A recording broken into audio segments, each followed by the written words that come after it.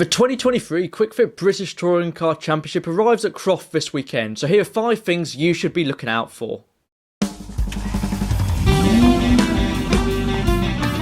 First up, we've got the driver changes at Team Hard Racing. After a successful first test in a BTCC car at the tyre test, Daryl De Leon makes his BTCC debut with Team Hard.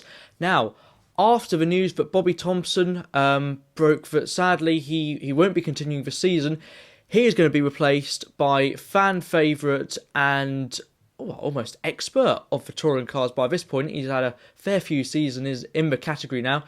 Is Michael Crew, so it's going to be very interesting to see how they do for the rest of the season. Something else we should be looking forward to, and it's somewhat of a prediction, is Accelerate Motorsport as a whole. Well, they are the reigning champions, you could argue, but they're due another good weekend, I would say. Now, my reasoning for this is the tyre test. Tom Chilton was fastest in the morning session, and teammate and reigning champion Tom Ingram was fastest in the afternoon session. That car is a pretty good all-round car. It's quick at most circuits. Obviously, they've also got Ronan Pearson, who's continuing to learn and build the foundations of what should be a very long and successful touring car career, as well as Nick Halstead, who's in that 4th seat. So I think Accelerate, you should be looking out for them this weekend. We'll make a slight interruption to our countdown now for our support race spotlight. Many regular viewers of the channel will know that as much as BTCC is our main focus, we always do cover a lot of the support races. So on today's support race spotlight, back on the bill this weekend is the Legends Cars Racing Championship, which is always good to see. I know a lot of Toka viewers who caught them last time at Brands Hatch were amazed about how close the racing was, and I was surprised by the amount of people who had never heard of the Legends. So whether you'll be watching at home on the telly with ITV or whether you'll be trackside, will be definitely worth watching. Some of the best races for weekend for sure. Another spotlight and a driver in one of the support series I'd like to give a mention to is Max Coates in the Porsche Sprint Challenge, driving a very nice Porsche Cayman GT4 car.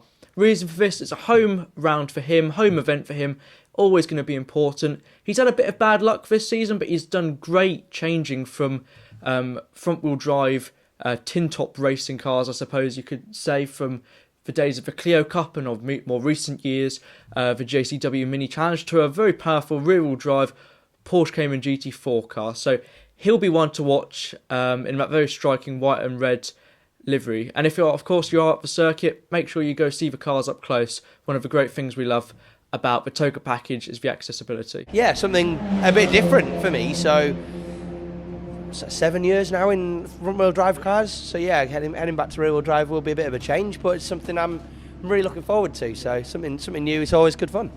Back to our BTCC countdown then, and another prediction for our number 3 spot. And this one is, dare I say, Accelerate's one of their fiercest rivals, and that is Westside Racing.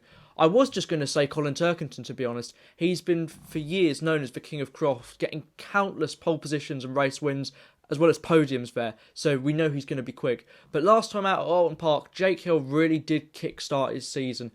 2 wins and a 2nd place in that final race. Like I said, really kickstart his season after, some races where he just didn't have the pace to match the likes of Ash Sutton. So those two are going to be right up there. But I think Westside Racing, Team BMW as a whole, are going to be very strong. Their rear-wheel drive car really suits the technical stop-start nature of Croft. My penultimate mention in my BTCC countdown is Jade Edwards' move to One Motorsport. Obviously, she was driving for the team last season, and the season before actually, when it was known as BTC Racing. Same car, obviously just the team's been rebranded. Good move for her after, let's be honest, a really difficult start to the season. Lots of technical difficulties with that car. Obviously, she's coming into the weekend with no testing in the car, no pre-season testing. So let's be honest, she is going to be in the deep end going into FP1 and FP2. But, Jade's experienced in that car and she'll be looking to make progress. P16 in the final race before the summer break, she'll be looking to build on that.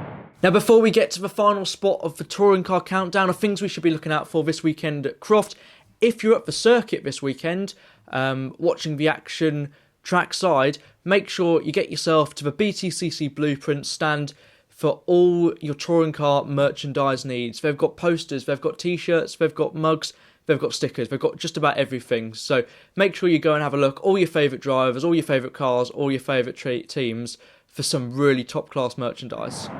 And my final spot on the list of things we should be looking out for this weekend at Croft for the touring cars. Well, it's a driver to finish off the list. It's one I spoke about in quite a lot of detail about this weekend back in my mid-season review, which if you haven't already, make sure you go and check out. I discussed all the drivers that have competed in this season so far in great detail. So go have a look at that on the channel. But this driver, another local driver, who we should be looking out for, Dan Lloyd. He's had a mixed start to the season, don't get me wrong.